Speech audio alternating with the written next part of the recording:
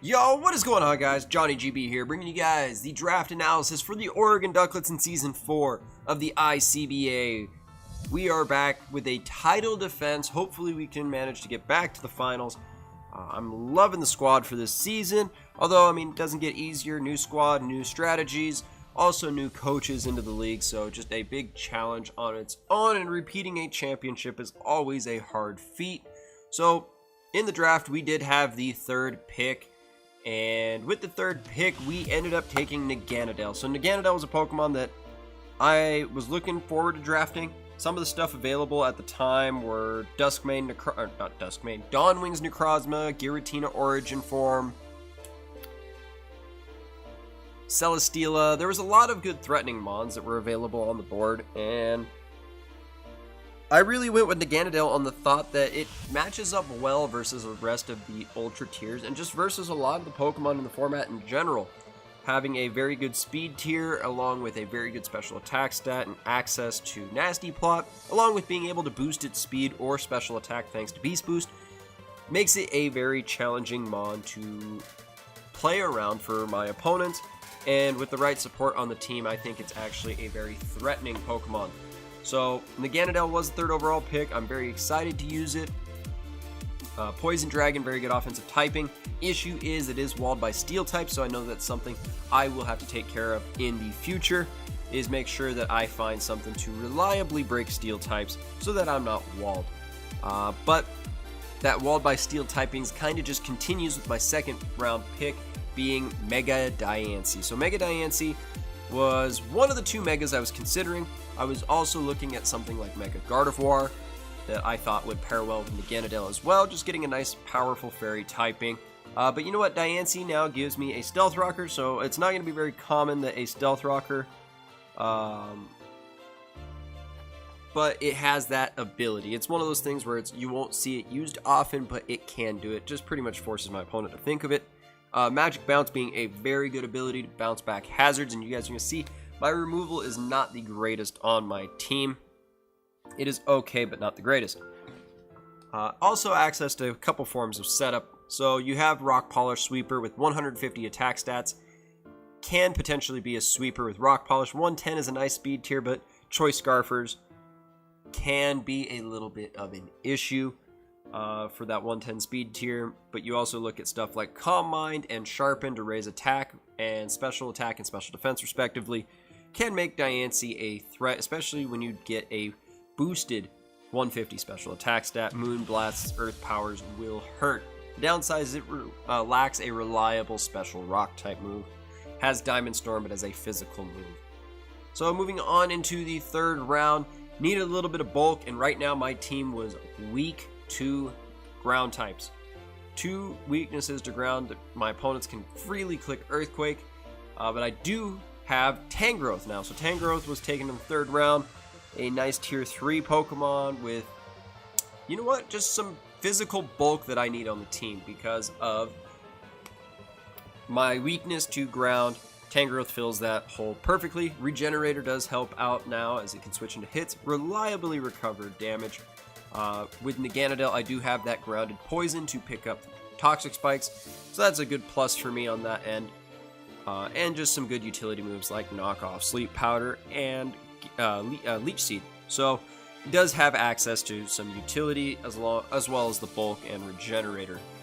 So now into the fourth round, I needed to really deal with those steel typings, and I needed to get another Stealth Rocker, so I went with Mamoswine. Mamoswine being a okay Pokemon in my opinion. I did not use it well in our PMC Season 5 run. It threatens your opponent's team, but I never really managed to pick up kills with it. But it's just whatever at that point. It's still a threatening mon that pairs very well with Naganadel, as it doesn't rely on me running Firium Z, Nasty Plot, Naganadel for steel types. I can now reliably just stay in, click an Earthquake, and my opponent's steel typings will fall. Also access to priority with Ice Shard and Stealth Rocks with a good ability in Oblivious to prevent it from being taunted. So can be a good suicide, well, not really suicide lead, a good lead against my opponents if they may carry taunt. Round 5, I decided to continue the trend of bulk. And that bulk being Slowking. So we do got a good regenerator core, and we do have a specially defensive mod. So I love Tangrowth Slowking. I think I used Slowking Tangela in my first ever league with Mega Diancie. So I have this Magic Bounce Regenerator Core with a Grounded Poison right now to really just help out the team and make sure that I have some sort of synergy. And with Magic Bounce Grounded Poison, I'm preventing Toxic Spikes from being set up against my 2 Regenerator Pokemon. And the 2 Regenerator Pokemon are able to keep themselves fairly healthy. And Slowking, like Naganadel, is one of my 3 designated Z users. Shout out to 6 Foot Hacks. I mean, I watched him in his P4G run and saw that, you know what, hey, Slowking can be an offensive threat. Stuff like Calm Mind, run it physically defensive. And it can actually use Z moves very well with access to Trick Room, which gives another added dimension to my team. It was something I actually didn't use in Season 3 title run, as I had ability to run Trick Room with Dawn Wings, Necrozma, and Porygon 2 and Camerupt, and that really just never happened. So this is an aspect that my opponents will have to prep for now with Slowking, is a potential Trick Room variant to potentially sweep my opponent. Now into the 6th round, I had a fairly big ice weakness with Tangrowth and Naganadel. Mamoswine, yes, resist, but I mean, I don't really want to switch Mamoswine into a bunch of stuff. Also didn't have a really reliable fire resist.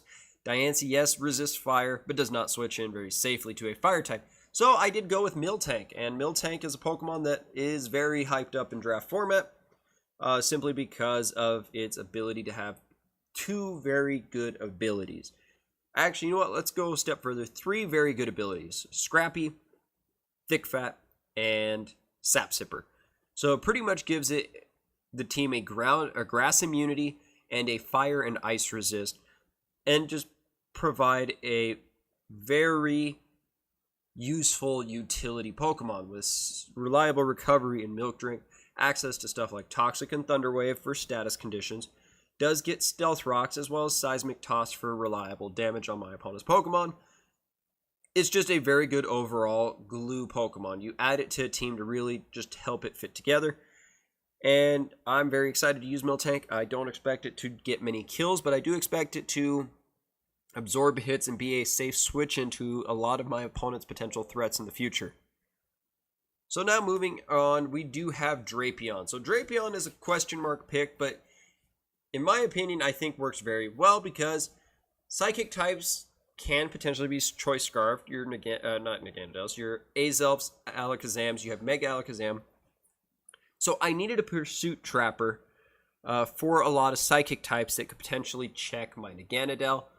And Drapion does that very well. What Drapion also does is help deal with Tapu Lele, which is running around in the league.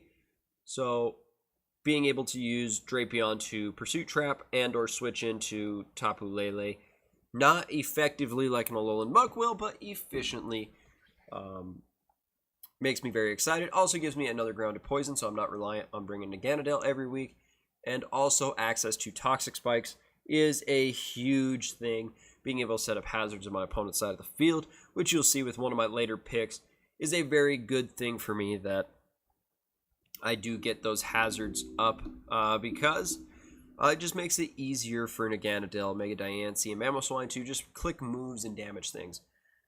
So moving on to the 8th round, we have regular Rotom Spook for our tier 5 pick, and Rotom was originally supposed to be Rotom Heat. Rotom Heat fit the team very well in terms of being a pivot. Oh, as I cough there. So it was supposed to be Rotom Heat to be a pivot, but you know what? I think this Rotom actually works now.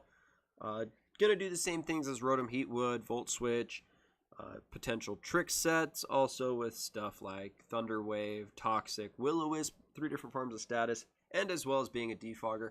Just really help it out, as it is my first form of reliable removal against my opponents.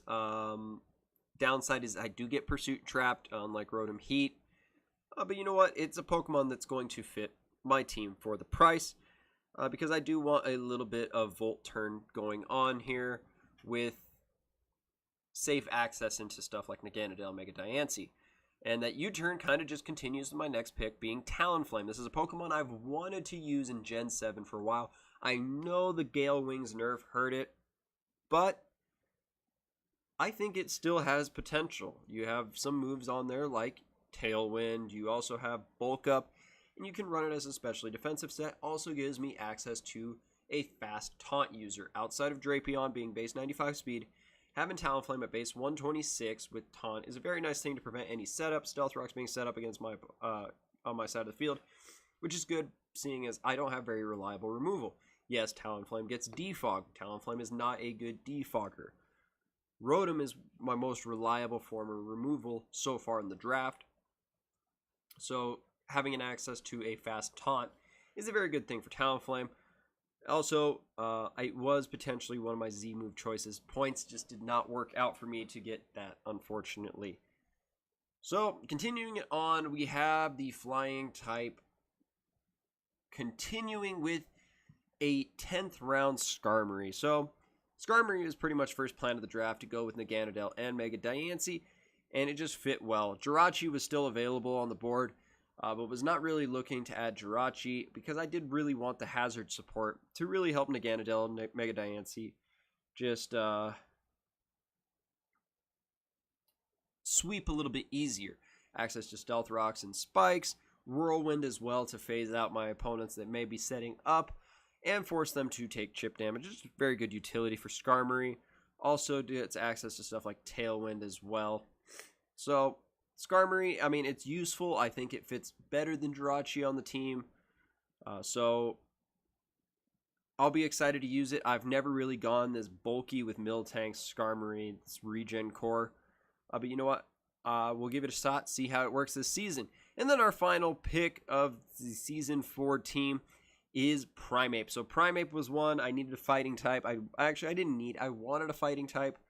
And you know what? For the price, I'll take a shot on Primeape. I think it'll be a good Pokemon with access to stuff like the Elemental Punches, Gunk Shot for Fairy typings, Drain Punch. It just seems like a cool Pokemon. Can be a reliable Choice Scarf user, which I didn't really have on the team. I had Drapion and Trick Rotom and Mamoswine, so I really wanted potentially just a Choice Scarf cleaning Pokemon. And you know what? Primeape will do that for me. That is what we got going on for Season 4 of the ICBA. It is a team I'm actually very excited for. I think I can do well with, but I know it will not be an easy feat to repeat this season. So if you guys enjoyed this draft recap, go ahead, like the video, comment your guys' support for the Oregon Ducklets. Go ahead, check out every ICBA coach. Their links are down below, as well as the ICBA channel. With all that being said, guys, I am Johnny GB, and I am out.